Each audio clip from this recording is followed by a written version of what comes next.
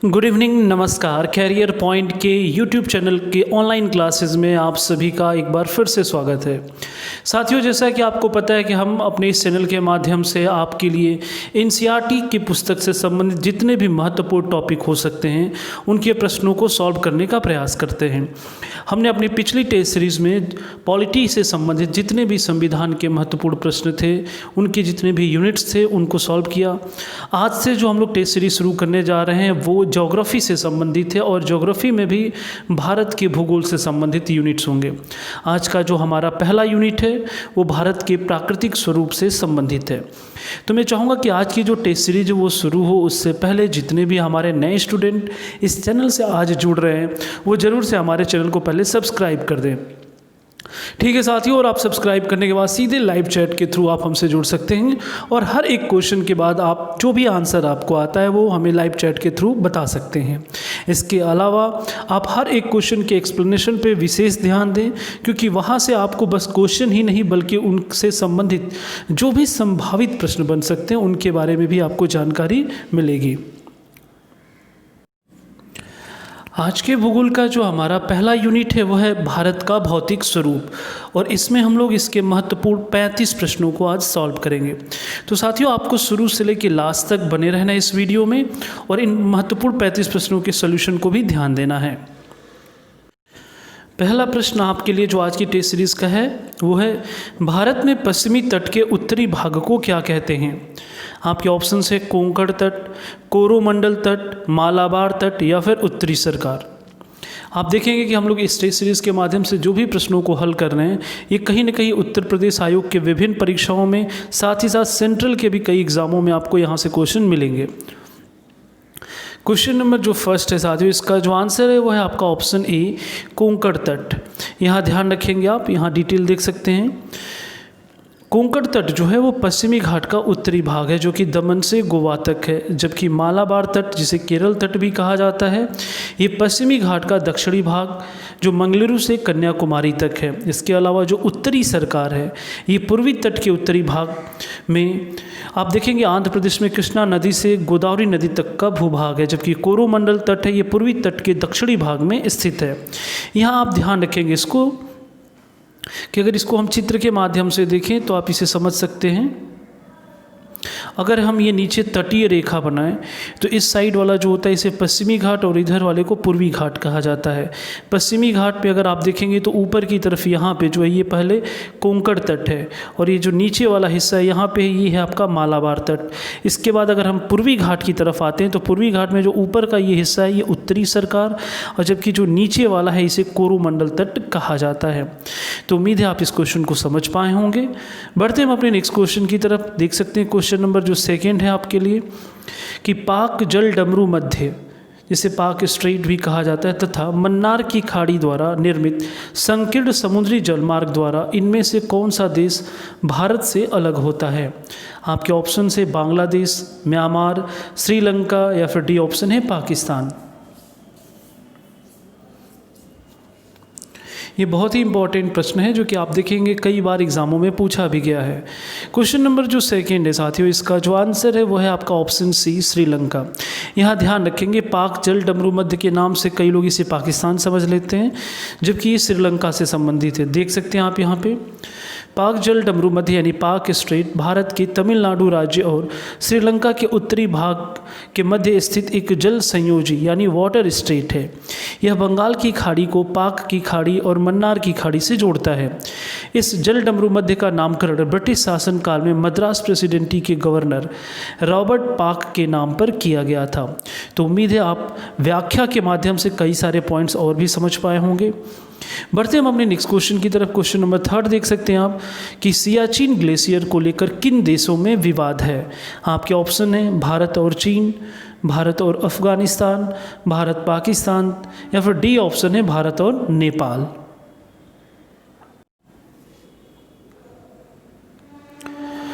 Question number जो third है साथियों, इसका आप देख सकते हैं आंसर जो है वह है आपका ऑप्शन सी, भारत और पाकिस्तान। जो सियाचिन हिम नदी यानी जिसे सियाचिन ग्लेशियर कहा जाता है ये ट्रांस हिमालय की काराकोरम श्रेणी में भारत पाक सीमा पर स्थित है। यह विश्व का सबसे ऊंचा युद्ध स्थल है, आप इस फैक्ट को भी ध्यान रखेंगे। तथा इस हिम नदी को लेकर जो विवाद है वो भारत और पाकिस्तान के मध्य है। इस हिम नदी में स्थित रीमो हिमनद से सिंधु नदी तंत्र की प्रमुख सहायक नदी श्योक नदी निकलती है। तो यहाँ आप भारत पाक सीमा, सबसे ऊंचा युद्ध स्थल, श्योक नदी, काराकोरम श्रेणी, इन कुछ पॉइंट्स को आप जरूर ध्यान रखेंगे। बढ़ते हम अपने नेक्स्ट प्रश्न की तरफ। क्वेश्चन नंबर 4 देख सकते हैं कि व्हीलर द्वीप का नया नाम क्या है? विक्रम साराभाई द्वीप, सतीश धवन द्वीप, अब्दुल कलाम द्वीप या फिर सीवी रमन द्वीप? आप इस क्वेश्चन का आंसर सभी लाइव चैट के थ्रू कमेंट सेक्शन में जरूर दें। और जितने भी हमारे साथी इस वीडियो को देख रहे हैं और अभी भी कमेंट सेक्शन में नहीं आ रहे हैं, वो ज़रूर आएँ, क्योंकि आपके पार्टिसिपेट करने से ही यहाँ ये पता चलता है कि कितने लोग सीरियस है इस टेस्ट सीरीज़ को लेकर। क्वेश्चन जो 4 है साथियों, इसका जो आंसर है वो है आपका ऑप्शन सी। व्हीलर द्वीप का नाम अब्दुल कलाम द्वीप है। उड़ीसा सरकार ने 2 सितंबर 2015 को इस द्वीप का नाम भारत के महान वैज्ञानिक एवं पूर्व राष्ट्रपति APJ अब्दुल कलाम के नाम पर किया। यह द्वीप भारत के पूर्वी तट से लगभग 10 किलोमीटर की दूरी पर बंगाल की खाड़ी में स्थित है। भारत अपने प्रक्षेपास्त्र कार्यक्रम के परीक्षण केंद्र के रूप में इसका प्रयोग करता है। बढ़ते हैं नेक्स्ट क्वेश्चन की तरफ। क्वेश्चन नंबर 5 आप देख सकते हैं कि भारत में सबसे लंबा समुद्र तट कौन सा है? चपोरा तट, दीव तट, अक्सा तट या फिर मरीना तट? हमने ये जो टेस्ट सीरीज़ आपके लिए प्रारंभ की है साथियों, आप अगर इस पूरे टेस्ट सीरीज़ को सीरियसली अगर आप सॉल्व करते हैं तो निश्चित तौर पे ज्योग्राफी की तैयारी आपकी बहुत ही बेहतर हो जाएगी, क्योंकि NCERT में जो भी क्वेश्चन दिए होते हैं वो कॉन्सेप्ट बेस होते हैं, और अगर आपके कॉन्सेप्ट सही हैं तो फिर आप कैसे भी क्वेश्चन हो आप उसको ईजिली वे में सॉल्व कर सकते हैं। क्वेश्चन नंबर जो 5 है, इसका जो आंसर है वो है आपका ऑप्शन डी। देख सकते हैं आप कि तमिलनाडु की राजधानी चेन्नई में स्थित मरीना बीच, जिसे मरीना तट कहा जाता है, ये भारत का सबसे लंबा समुद्री तट है। इसकी कुल लंबाई जो है वो लगभग 13 किलोमीटर है। बढ़ते हैं नेक्स्ट क्वेश्चन की तरफ। क्वेश्चन नंबर 6 आप देख सकते हैं कि भारत में एकमात्र सक्रिय ज्वालामुखी बैरन द्वीप कहाँ स्थित है? आपके ऑप्शन से अंडमान द्वीप समूह, निकोबार द्वीप समूह, लक्षद्वीप या फिर मिनिकॉय? आपको बताना है।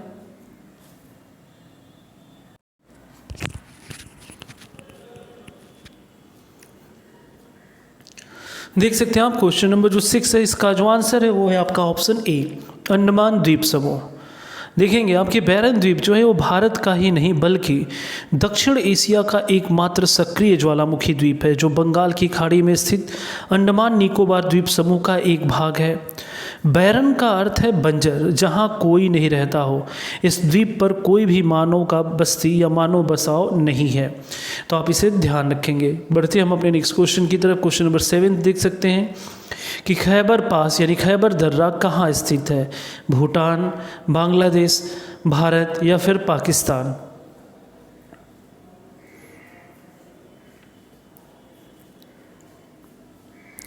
क्वेश्चन नंबर जो 7 है, इसका जो आंसर है आपके लिए देख सकते हैं वो है आपका ऑप्शन डी, पाकिस्तान। खैबर दर्रा उत्तर पश्चिम पाकिस्तान की सीमा और हिंदू श्रेणी के सफ़ेद कोह पर्वत श्रृंखला में स्थित है। इस दर्रे के माध्यम से भारतीय उपमहाद्वीप और मध्य एशिया के बीच आवागमन संभव है। आप ध्यान रखेंगे जो दर्रे होते हैं वो 2 पहाड़ियों के बीच स्थित आने जाने का जो मार्ग होता है उसे दर्रा कहा जाता है। नेक्स्ट क्वेश्चन देख सकते हैं आप। क्वेश्चन नंबर जो 8 है आपके लिए कि निम्नलिखित दर्रों में से कौन सा सतलज नदी घाटी में स्थित है? आपके ऑप्शन है नाथुला दर्रा, जेलेपला दर्रा, सिपकिला या फिर सेराब थांगा। आप चारों विकल्पों को देख सकते हैं और इसके बाद अपने आंसर कमेंट सेक्शन में बता सकते हैं।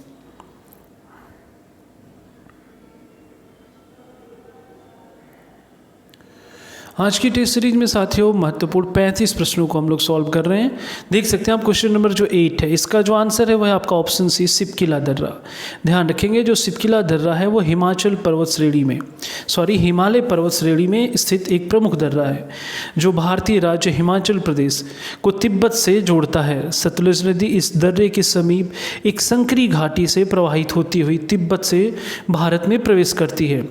इस प्रकार यह दर्रा भारत, तिब्बत और चीन को आपस में जोड़ता है, जबकि यह सिक्किम के नाथुला दर्रे के बाद भारत का दूसरा सबसे बड़ा व्यापारिक दर्रा माना जाता है।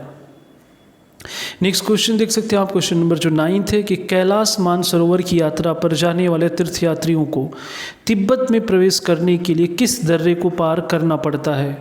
आपके ऑप्शन से खारदुगला दर्रा, रोहतांग दर्रा, बनिहाल दर्रा या फिर नाथुला दर्रा।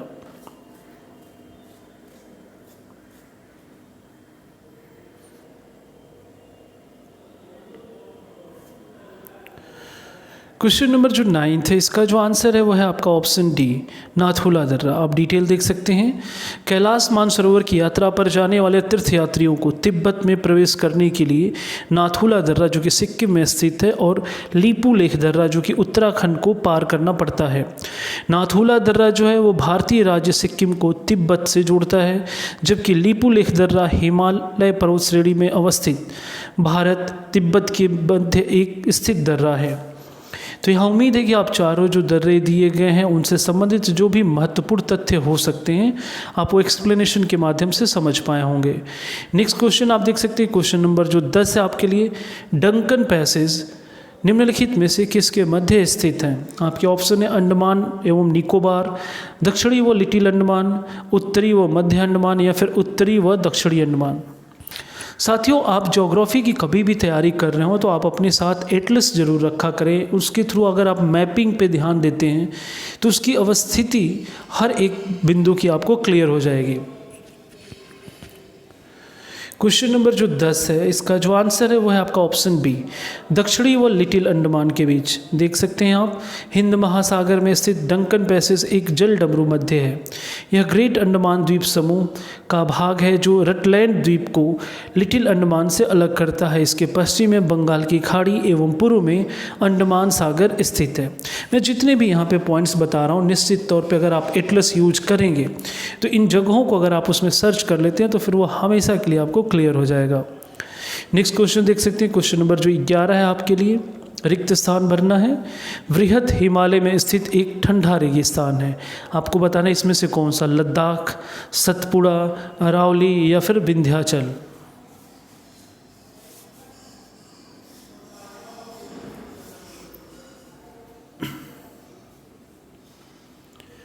क्वेश्चन नंबर जो 11 है इसका जो आंसर है आप यहाँ देख सकते हैं वो है आपका ऑप्शन ई, लद्दाख। ध्यान रखेंगे आपकी लद्दाख वृहत हिमालय में स्थित एक ठंडा रेगिस्तान है। भारत में सबसे कम वर्षा यहीं होती है और क्षेत्रफल के अनुसार भारत का सबसे बड़ा राष्ट्रीय उद्यान यानी नेशनल पार्क जो है हेमिस नेशनल पार्क इसी रेगिस्तान में स्थित है। बढ़ते हम अपने नेक्स्ट क्वेश्चन की तरफ। क्वेश्चन नंबर 12 देख सकते हैं आप कि माउंट एवरेस्ट नाम किसके नाम पर रखा गया है? इंग्लैंड के सम्राट के नाम पर, शिखर पर चढ़ने वाले पर्वतारोही के नाम पर, भारत के एक महासर्वेक्षक के नाम पर या फिर भारत के वायसराय के नाम पर।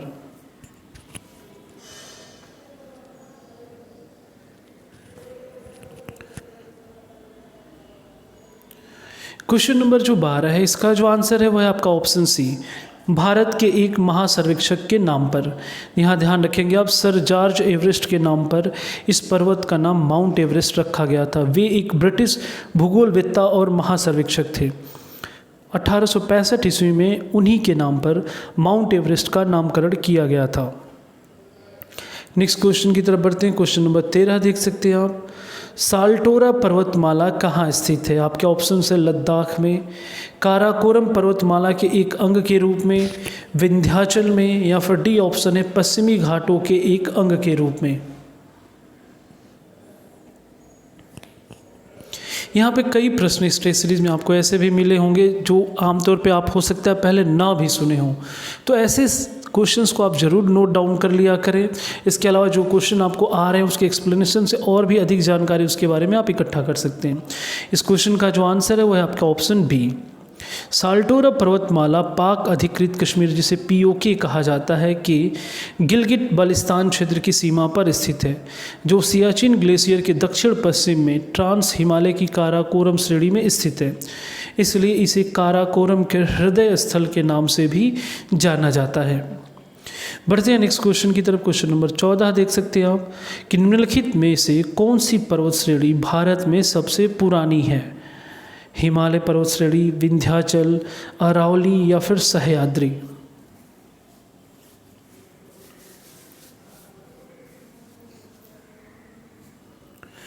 क्वेश्चन नंबर जो 14 है साथियों, उसका जो आंसर है वो है आपका ऑप्शन सी, अरावली। देखेंगे आप, अरावली पर्वत श्रेणी भारत की सबसे प्राचीन पर्वत श्रेणी है जिसका निर्माण प्री कैम्ब्रियन काल में हुआ है। यह श्रेणी औसत रूप से 300 से 800 मीटर तक ऊंची है, और जबकि इसकी सर्वोच्च चोटी माउंट आबू के समीप स्थित गुरु शिखर है जिसकी ऊंचाई 1722 मीटर है। यह पर्वत श्रेणी दक्षिण पश्चिम में अहमदाबाद से लेकर उत्तर पूर्व में दिल्ली तक लगभग 800 किलोमीटर की लंबाई में विस्तृत है। आप ध्यान रखें इसमें कि दिल्ली में स्थित रायसीना पहाड़ी, जिस पर कि भारत का राष्ट्रपति भवन स्थित है, इसी पर्वत श्रेणी का विस्तार है। तो उम्मीद है यहाँ पे कुछ की पॉइंट्स इसे आप ध्यान रखेंगे। तीन पर्वत श्रेणी है, इसका निर्माण प्री कैम्ब्रियन काल में हुआ है। जो इसकी सबसे ऊंची शिखर है उसका गुरु शिखर 1722 मीटर, ये अहमदाबाद यानी गुजरात से लेकर दिल्ली तक फैला है, तथा इसका जो रायसीना हिल्स है यहीं पे भारत का जो राष्ट्रपति भवन है वो स्थित है। बढ़ते हम अपने नेक्स्ट क्वेश्चन की तरफ।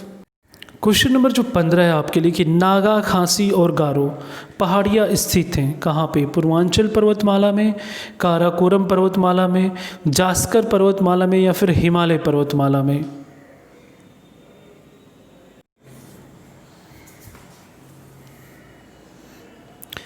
देख सकते हैं आप, जो क्वेश्चन नंबर 16 है साथियों कि नागा, खासी और गारो, इसे गारो खासी नागा की पहाड़ियाँ भी कहा जाता है। ये आपका है आंसर जो है वो है आपका ऑप्शन ए, पूर्वांचल पर्वतमाला। ध्यान रखेंगे, लद्दाख और काराकोरम श्रेणी के समान पूर्वांचल श्रेणी भारत के उत्तर पूर्वी क्षेत्र में हिमालय पर्वत श्रेणी का ही विस्तार है। इस श्रेणी के अंतर्गत नागा, खासी और गारो पहाड़ियाँ सम्मिलित है। बढ़ते हम अपने नेक्स्ट क्वेश्चन की तरफ। क्वेश्चन नंबर 16 देख सकते हैं आप कि कौन सी पर्वत श्रेणी भारत में स्थित है? अराकानियोमा, सुलेमान, साल्ट रेंज या फिर डी ऑप्शन है पीर पंजाल। आपको दिए गए चारों ऑप्शंस में बताना कि कौन सी पर्वत श्रेणी भारत में स्थित है। साथियों, हमारे इस वीडियो को अगर आपको पसंद आ रहा है तो इसे साथ ही साथ आप लोग लाइक तथा शेयर भी करते रहें, जिससे और भी अधिक स्टूडेंट इस चैनल से जुड़ सके। इतना काम आप लोग को ज़रूर करना बनता है, क्योंकि हम आपके लिए इतना जो मेहनत कर रहे हैं तो कम से कम आप इतना तो ज़रूर करें। क्वेश्चन नंबर जो 16 है, इसका जो आंसर है वो है आपका ऑप्शन डी, पीर पंजाल हिमालय पर्वत श्रेणी का ही एक भाग है जो भारत के हिमाचल प्रदेश, जम्मू कश्मीर और पाक अधिकृत कश्मीर में विस्तृत है। यह निम्न हिमालय की सर्वोच्च पर्वत श्रेणी है, जबकि Arakan Yoma Myanmar, salt range Pakistan, Sulaiman Pakistan और अफगानिस्तान में स्थित है। तो यहाँ आप ये भी ध्यान रखेंगे, जो अराकानियोमा है ये म्यांमार में स्थित है। ये क्वेश्चन भी कई बार पूछा गया है। नेक्स्ट क्वेश्चन देखते हैं। क्वेश्चन नंबर जो 17 है कि मैकाल पर्वतमाला किस राज्य में स्थित है? आपके ऑप्शन से उत्तर प्रदेश, राजस्थान, बिहार या फिर डी ऑप्शन है छत्तीसगढ़। देख सकते हैं आप, क्वेश्चन नंबर जो 17 है, इसका जो आंसर है वो है आपका ऑप्शन डी, मैकाल पर्वतमाला छत्तीसगढ़ राज्य में स्थित है। इस पर्वत श्रेणी का जो सर्वोच्च शिखर है वो है अमरकंटक, जो कि 1036 मीटर की ऊंचाई पर है। सोन, नर्मदा व महानदी नदियों का जो उद्गम है वो भी अमरकंटक की पहाड़ी से ही होता है। सोन जो है वो गंगा की प्रमुख सहायक नदी मानी जाती है। नेक्स्ट क्वेश्चन देख सकते हैं आप, क्वेश्चन नंबर जो 18 है। यहाँ से साथियों आप लोग हर क्वेश्चन का आंसर बहुत तेज़ी से करें। नल्ला मल्ला की पहाड़ियाँ किस राज्य में स्थित है? इन्हें नल्ला मलाई की पहाड़ियाँ भी कहा जाता है। आपके ऑप्शन से उड़ीसा, मेघालय, आंध्र प्रदेश या फिर डी ऑप्शन है गुजरात।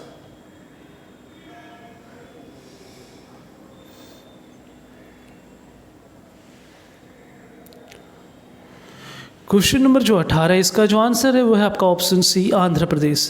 ध्यान रखेंगे आपकी नल्ला मलाई की पहाड़ियाँ पूर्वी घाटी की नीलगिरी पहाड़ियों का पूर्वी विस्तार है, जो आंध्र प्रदेश के कुर्नूल, नेल्लोर, गुंटूर, प्रकाशम, कुडप्पा और चित्तूर एवं तेलंगाना राज्यों में विस्तृत है। आप ध्यान रखेंगे, भैरानी कोडा नल्ला मल्ला पहाड़ी का सबसे ऊंचा शिखर है। साथियों, एक चीज़ का ध्यान रखिएगा, आप जब भी किसी पहाड़ी का आपको जिक्र हो तो उसकी जो सर्वोच्च चोटी या सर्वोच्च शिखर होता है उसे आप जरूर ध्यान रखा करें। जैसे पिछले में आपने देखा था जो अरावली हिल्स थी, उसकी जो सबसे ऊंची चोटी थी वो आपने देखा था कि माउंट आबू में स्थित था। इसके बाद हम लोग बढ़ते हैं नेक्स्ट क्वेश्चन की तरफ। क्वेश्चन नंबर 19 देख सकते हैं आप। आंध्र प्रदेश और तमिलनाडु के तटीय भूभाग को क्या कहते हैं? आंध्र प्रदेश और तमिलनाडु के तटीय भूभाग को क्या कहते हैं? आपके ऑप्शन है कोंकण तट, कोरोमंडल तट, पूर्वी तट या फिर मालाबार तट। हालांकि इस क्वेश्चन का हम लोगों ने जिक्र पहले भी किया है।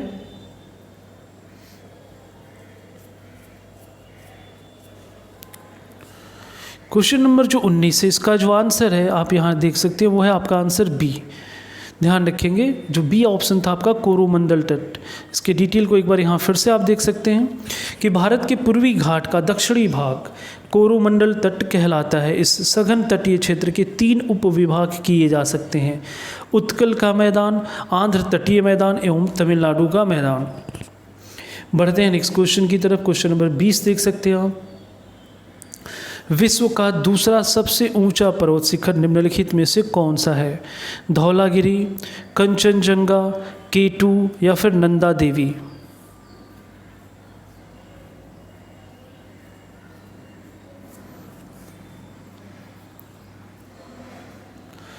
क्वेश्चन नंबर जो 20 से साथियों, इसका जो आंसर है वह है आपका ऑप्शन सी K2। ध्यान रखेंगे, विश्व का दूसरा सबसे ऊंचा पर्वत शिखर K2 यानी काराकोरम पर्वत श्रेणी में स्थित है, जिसे गार्डविन आस्टीन भी कहा जाता है। यह पश्चिमी हिमालय एवं भारत की सर्वोच्च पर्वत चोटी 8611 मीटर है।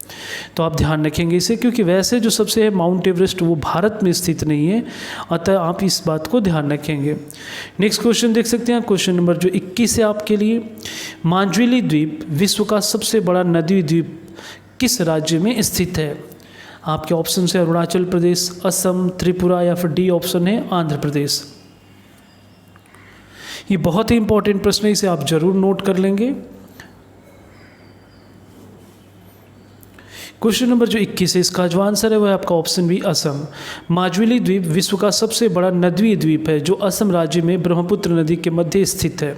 इस द्वीप का कुल क्षेत्रफल लगभग 1250 वर्ग किलोमीटर है। यहीं पर ब्रह्मपुत्र नदी सुबनसिरी नदी से मिलती है।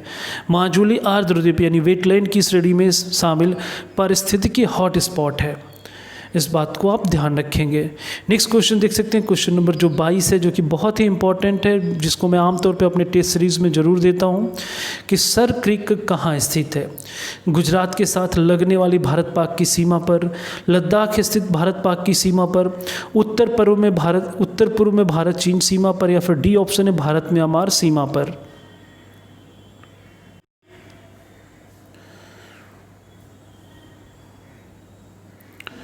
क्वेश्चन नंबर जो 22 है, इसका आंसर जो है वह है आपका ऑप्शन ए, गुजरात के साथ लगने वाली भारत पाक की सीमा पर। यहाँ ध्यान रखेंगे आपकी जो सर क्रीक है यानी गुजरात में भारत पाकिस्तान के मध्य सीमा पर स्थित एक दलदली क्षेत्र है, जो अरब सागर से जुड़ा हुआ है। यह भारतीय राज्य गुजरात को पाकिस्तान के सिंध प्रांत से अलग करता है। ज्वार भाटा की अधिक आवृत्ति एवं इसके प्रभाव से यह भूभाग जलमग्न रहता है। नेक्स्ट क्वेश्चन देख सकते हैं, जिसका जिक्र हमने अभी पिछले क्वेश्चन में ही किया था कि अराकान योमा हिमालय का पूर्वी विस्तार है, जो स्थित है बलूचिस्तान में, म्यांमार में, नेपाल में या फिर कश्मीर में।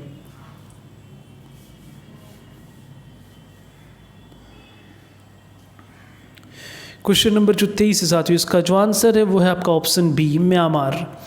अराकान योमा पर्वत श्रेणी हिमालय पर्वत श्रेणी का ही पूर्वी विस्तार है, जो पश्चिमी म्यांमार के रखाइन तटवर्ती राज्य और इरावदी नदी बेसिन के मध्य स्थित है। इसलिए इसे रखाइन पर्वत श्रेणी के नाम से जाना जाता है। इस श्रेणी का कुछ भाग भारतीय राज्य असम, नागालैंड एवं मिजोरम में विस्तृत है। इस प्रकार यह पर्वत श्रेणी भारत और म्यांमार के मध्य प्राकृतिक सीमा निर्धारित करती है।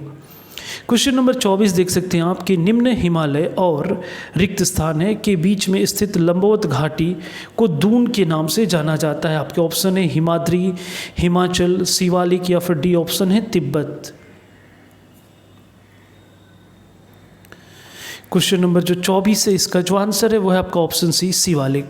ध्यान रखेंगे आपके निम्न हिमालय के दक्षिणी ढाल तथा शिवालिक श्रेणी के उत्तरी ढाल के मध्य में अनेक चौरस यानी चौड़ा तल वाली लंबवत घाटियाँ, कूड़धारी वन तथा अनेक छोटे छोटे घास के मैदान पाए जाते हैं, जिन्हें पश्चिम में दून, पूर्व में दुवार तथा उत्तराखंड में से वुग्याल या प्यार अन्य नाम से भी जाना जाता है।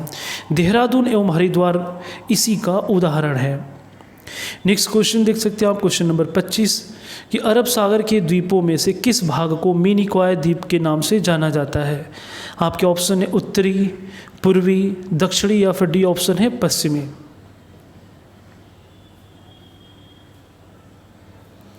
क्वेश्चन नंबर जो 25 है साथियों, इसका जो आंसर है वो है आपका ऑप्शन सी दक्षिणी। लक्षद्वीप के दक्षिणी भाग में बिखरे छोटे छोटे द्वीप समूहों को मिनिकॉय द्वीप समूह कहा जाता है। अरब सागर में स्थित मिनिकॉय भारतीय द्वीप समूह लक्षद्वीप के सबसे दक्षिण में स्थित एक एटॉल यानी प्रवाल द्वीप है।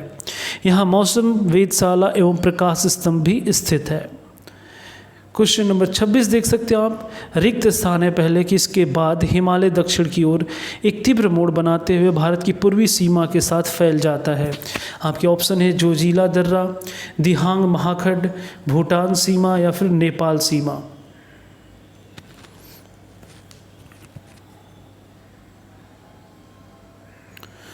क्वेश्चन नंबर जो 26 है साथियों, इसका जो आंसर है वो है आपका ऑप्शन बी दिहांग महाखंड।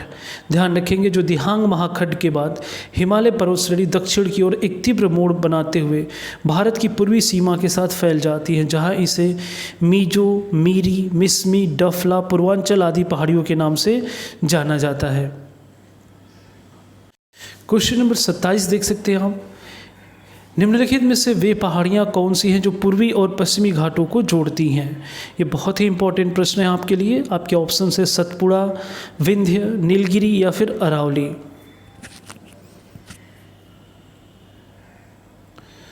क्वेश्चन नंबर जो 27, इसका जो आंसर है वो है आपका ऑप्शन सी नीलगिरी श्रेणी। ध्यान रखेंगे नीलगिरी श्रेणी भारत के दक्षिणी राज्यों में तमिलनाडु, केरल एवं कर्नाटक में विस्तृत है। जो पश्चिमी घाट पर्वत श्रेणी का विस्तार है, पूर्वी तट एवं पश्चिमी घाट यहीं पर मिलते हैं। इस श्रेणी की सबसे ऊंची चोटी दोदा बेट्टा है जो कि तमिलनाडु राज्य में स्थित है। क्वेश्चन नंबर 28 देख सकते हैं आप कि सतलुज तथा काली नदियों के बीच स्थित हिमालय का भाग इस नाम से भी जाना जाता है। आपके ऑप्शन से पंजाब हिमालय, नेपाल हिमालय, कुमायूं हिमालय या फिर असम हिमालय।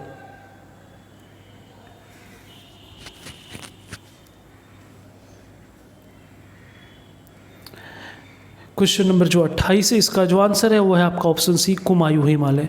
ध्यान रखेंगे सतलुज और काली नदी के मध्य स्थित हिमालय का भाग कुमायूं हिमालय के नाम से जाना जाता है, जो उत्तराखंड एवं हिमाचल प्रदेश राज्य में विस्तृत है।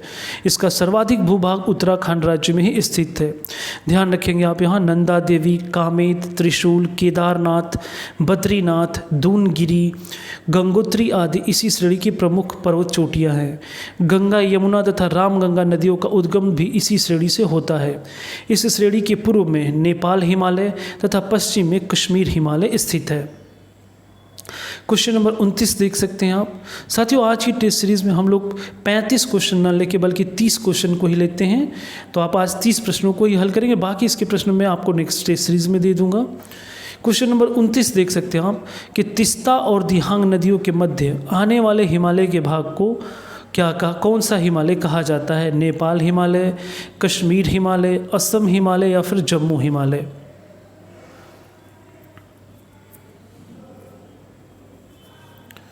क्वेश्चन नंबर जो 29 है उसका जो आंसर है वो है आपका ऑप्शन सी असम हिमालय। ध्यान रखेंगे आप कि तिस्ता और दिहांग नदियों के मध्य स्थित हिमालय पर्वत श्रेणी के विस्तार को असम हिमालय के नाम से जाना जाता है, जो पश्चिम में त्सांगपो नदी जो तिब्बत से लेकर पूर्व में भूटान की पूर्वी सीमा तक विस्तृत है। इस प्रकार इस श्रेणी का विस्तार दक्षिण पूर्वी तिब्बत, उत्तरी असम, सिक्किम, भूटान एवं अरुणाचल प्रदेश में है। इस श्रेणी की सर्वोच्च जो चोटी है वो नामचा बरवा है। दिहांग महाखंड इसी क्षेत्र में भी स्थित है। आज की टेस्ट सीरीज का जो लास्ट क्वेश्चन है वो आप उसे देख सकते हैं, क्वेश्चन नंबर 30 कि निम्नलिखित में से किसे सह्याद्री पर्वतमाला भी कहा जाता है। आपके ऑप्शन है पूर्वी घाट, पश्चिमी घाट, शिवालिक पहाड़ियाँ या फिर डी ऑप्शन है विंध्य पर्वत। जितने भी स्टूडेंट शुरू से लेकर इस वीडियो में बने रहते हैं, लास्ट में आते आते आपकी संख्या कम होती है। आप इसका ध्यान रखा करें, क्योंकि जितने भी महत्वपूर्ण प्रश्न हैं हम उन्हीं को सॉल्व कर रहे हैं, तो आप ज़रूर शुरू से लेकर लास्ट तक वीडियो में बने रहा करें। देख सकते हैं आप क्वेश्चन नंबर जो 30 है, इसका जो आंसर है वो है आपका ऑप्शन बी। यहाँ पे डिटेल देख सकते हैं कि भारत के पश्चिमी तट पर स्थित पर्वत श्रृंखला को पश्चिमी घाट या सह्याद्री पर्वत श्रेणी कहते हैं। यह दक्कन का पठार के पश्चिमी तट के समानांतर उत्तर में ताप्ती के मुहाने से दक्षिण में कन्याकुमारी तक 1600 किलोमीटर की लंबाई में विस्तृत है।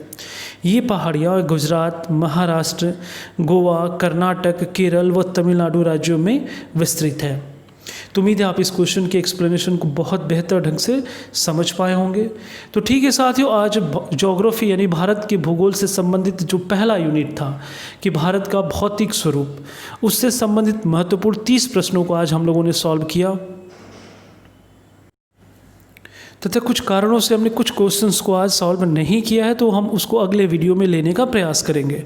ठीक है साथियों, तो आज की टेस्ट सीरीज़ में आपने जो महत्वपूर्ण प्रश्नों को हल किया, इसे आप ज़रूर एक बार दोबारा इस वीडियो को देखेंगे और इसमें जो भी नए पॉइंट्स आपको लगे उन्हें आप ज़रूर नोट करें। इसके साथ साथ जो आगामी वीडियो होंगे उन्हें भी आप ज़रूर देखें, क्योंकि जो ज्योग्राफी की टेस्ट सीरीज़ है आपकी आगामी परीक्षाओं के लिए अत्यंत ही महत्वपूर्ण है। इसके साथ साथ जिन लोगों ने हमारे पिछले वीडियोज़ को नहीं देखा है वो हमारे चैनल के प्लेलिस्ट में जा सकते हैं और वहाँ से हर एक टॉपिक से संबंधित वीडियो को देख सकते हैं। तो आज की टेस्ट सीरीज़ के लिए इतना ही रहने देते हैं साथियों। नेक्स्ट डे हम लोग एक नए टॉपिक के साथ आपसे दोबारा मुलाकात होगी। तब तक के लिए धन्यवाद। जय हिंद।